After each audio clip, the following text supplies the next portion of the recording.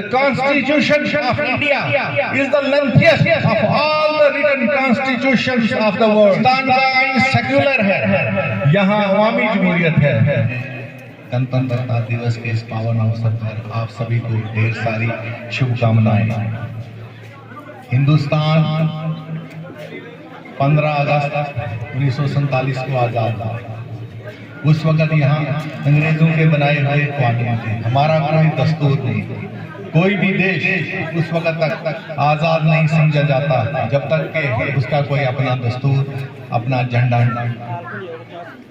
Drafting committee की तश्कील हिंदुस्तान के कायनात कानूनदान डॉक्टर भीमराव अंबेडकर साहब की सरबराही में 29 अगस्त 1947 को दी गई। इस कमेटी के दीगर मेंबरान N Gopalaswami Ayyangar, Alladi Krishnaswami Ayyar, K M Munshi, Syed Mohammad Saadulla, N Gopalaswami, T Krishnachari थे। डॉक्टर अंबेडकर एक मशहूर कानूनदान होने के साथ साथ एक मायनार सियासतदान भी थे।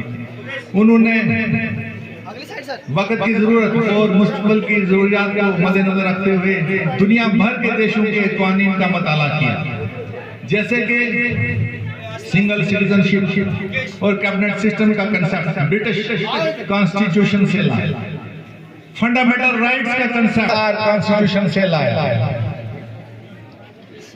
Directive principle of state policy का कंसेप्ट आयरिश कॉन्स्टिट्यूशन से लाया, फेडरल स्कीम जुडिशरी का concept government of India act 1935 से लाया, concurrent list joint sitting of parliament का कंसेप्ट ऑस्ट्रेलियन कॉन्स्टिट्यूशन से लाया, Republic ideas of fraternity, equality and justice का कंसेप्ट जो प्रेम्बल में है वो फ्रेंच कॉन्स्टिट्यूशन से लाया, फेडरेशन विद स्ट्रॉन्ग सेंटर का कंसेप्ट कैनेडियन कॉन्स्टिट्यूशन से लाया। और काफी मेहनत के बाद यानी 2 साल 11 महीने और 18 दिन के बाद हिंदुस्तान के दस्तूर का मसौदा तैयार किया। इस पर सभी कौमों के नुमाइंदों ने दस्तखत किए और इसे एक स्पेशल इजलास यानी 26 नवंबर 1949 को मंजूरी देकर 26 जनवरी 1950 से लागू किया गया। तभी से ये दिन पूरे भारतवर्ष के साथ साथ पूरे विश्व में जहां कहीं भी हिंदुस्तानी बसते हैं बड़ी धूमधाम के साथ मनाया जाता है। The Constitution of India is the lengthiest of all the written constitutions of the world. It is a very comprehensive, elaborate and detailed document. Preamble में जो core value है हमारे Constitution की, we the people of India having solemnly resolved to constitute India into socialist, secular democratic republic and to secure all of its citizens justice, social, economic, political, liberty of thought, expression, belief, faith and worship, equality of status and opportunity, and to promote among them all fraternity, ensuring dignity of individual and the unity and integrity of the nation. Hindustan का आईन secular है, यहाँ अवामी जमहूरियत है और ये जमहूरियत socialist जमहूरियत है। किसी भी शख्स को नस्ल परस्ती, जात परस्ती या कौम परस्ती की हरगिज़ इजाजत नहीं होनी चाहिए। हम ऐसा माहौल तैयार करें कि एक दूसरे के मजहबी जज्बात का एहतराम करें